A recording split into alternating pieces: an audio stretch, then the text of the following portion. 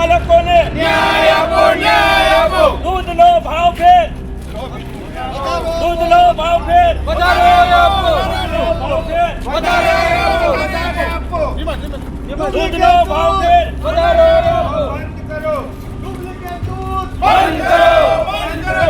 Duplicate દૂધ બંધ કરો, બંધ કરો. ડુપ્લિકેટ દૂધ બંધ કરો, બંધ કરો.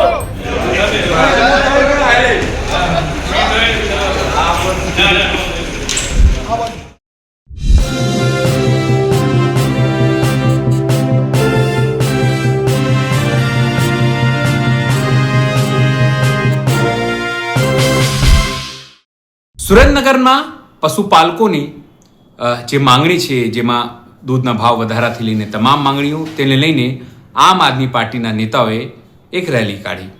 રેલી કાઢી એટલી જ નહીં, પણ તેઓ અધિકારીને ત્યાં પહોંચ્યા તો તેઓ પગે લાગ્યા. તમે વિચાર કરો કે ધાણાના કેવા પ્રકારો થતા જાય છે. હવે લોકો અલગ રીતે વિરોધ પ્રદર્શન કરે છે. ત્યારે અંદર માંગ કરવામાં આવી છે કે 10 થી 15 દિવસમાં જો સમસ્યાનું સમાધાન નહીં થાય, દૂધની અલગ અલગ મેટર છે, તેમની દૂધના ભાવ વધારો, ઘાસચારો, અલગ ફેટના ભાવ, આ તમામ બાબતોને લઈને માંગણી છે અને એ થઈ નથી રહી, એને લઈને આક્રોશ છે. અને જો આ જલ્દી જેનું સમાધાન નહીં આવે તો આગામી દિવસોમાં મોટા આંદોલન કરવાની ચીમકી અપાઈ છે. નમસ્કાર, હું છું ચિંતામણી પુતિન પટેલ. સ્વાગત છે આપનું મારા કાર્યક્રમમાં. આવો જોઈએ આ સમગ્ર ધારણા, સમગ્ર રેલી, વિરોધ પ્રદર્શન અને પછી કે આપના નેતા છે રમેશ મેર, તેઓ શું કહી રહ્યા છે. મારું નામ રમેશભાઈ મેર, ખેડૂત પુત્ર.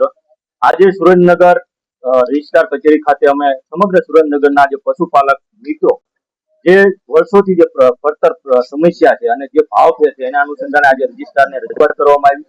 એ એટલા માટે કરવામાં આવી કે સુરસાગરમાં ચાલતા ભ્રષ્ટાચારના કારણે બે જ વસ્તુનો સુરેન્દ્રનગર જિલ્લામાં નાની ખેતી અને પશુપાલક સાથે લોકો જોડાયેલા છે, પણ આ ભ્રષ્ટાચારના કારણે પૂરતો ભાવ ન મળવાના કારણે સુરેન્દ્રનગરના પશુપાલકો ત્રાહિમામ છે અને પશુપાલક ઉદ્યોગ અત્યારે ભાંગી પડવાની તૈયારીમાં છે અને પશુ પણ વેચવા માટે તૈયાર છે. તો અમારી માંગણી છે કે તાત્કાલિક આ ભ્રષ્ટાચાર દૂર કરી અને પૂરતો ભાવ ફેરવો આપવામાં આવે, પૂરતો ભાવ આપવામાં આવે. નહીતર આગલા 10 દિવસમાં જો આ એક્શન નહીં લેવામાં આવે તો અમે પશુપાલકો અહીંયા ઉપવાસ ઉપર ગાંધી ચિંધ્યા માર્ગે બેસી દઈશું. ડુપ્લિકેટ દૂધનો પણ મુદ્દો હતો. શું હતી વાત? ડુપ્લિકેટ દૂધની તમે બધા જાણીએ છીએ કે અત્યારે ભરમાર ચાલી રહી છે અને એમાં અમને અત્યારે મોટી ભીતિ સુરેન્દ્રનગરમાં પણ દેખાઈ રહી છે કે સુરેન્દ્રનગરમાં પણ મોટા ભાગની બીએમસીઓમાં ઘણી બધી બીએમસી એવી છે જેમાં ડુપ્લિકેટ દૂધનું ઉત્પાદન થાય છે અને એના કારણે અત્યારે સુરેન્દ્રનગર જિલ્લાના લોકો સાથે સ્વાસ્થ્ય સાથે ચેડા થાય છે. તો અમારી તો એ માંગણી છે જો આ ડુપ્લિકેટ દૂધ બંધ થાય તો સાચા દૂધ ઉત્પાદક છે એને પૂરતો ભાવ મળે. આ નકલી દૂધ વાળાના કારણે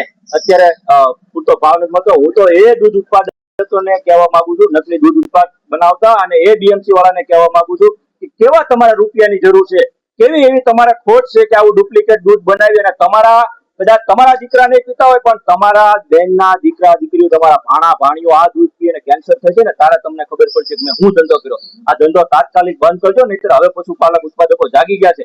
જ્યાં જ્યાં ડુપ્લિકેટ દૂધ છે અહીંયા રેડ.